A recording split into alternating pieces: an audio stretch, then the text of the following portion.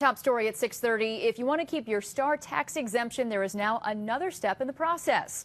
Because the state is taking over monitoring the program, a new form has to be filled out. The goal is to crack down on those who are defrauding the program. Our Capitol correspondent, Pat Bailey, has the details of this new process for us tonight. Pat? Yeah, that's right, Dory. According to a Comptroller's office report earlier this year, nearly $100 million is expected to be overpaid over the next 2 years because of people double dipping or even accidentally defrauding the STAR Rebate program. Because local governments who currently monitor the system don't have all the resources they need to stop it, the state of New York will soon take over that responsibility. For 15 years, New Yorkers have enjoyed the partial school tax exemption known as STAR. But state officials say for as long as it's been saving taxpayers money, it has also been abused. We don't really have an idea of what the problem is now because the information is so distributed. We'll see when we get the information. Since its inception, the STAR program was run through local governments who signed people up, then maintained it.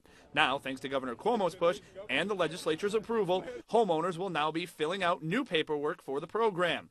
By giving your Social Security number and other information local governments don't have, state officials say they can crack down on double dipping and improper exemptions. Why does the state of New York feel like they can monitor this system better? When the information is distributed across the different towns and counties, they only have that information. So they're limited with the information they have. By having all that information in the state, we can check the data and check the information to see if it's accurate. Translation: the state can cross-check all STAR applicants to see if they own other property statewide, something local governments don't have access to. According to a Comptroller's report, 20% of current exemptions that were audited in 2012 were improper. Some people were even caught double dipping, having two houses exempt. The Comptroller's audit shows, if not adjusted, it will cost New York taxpayers $73 million extra by 2015.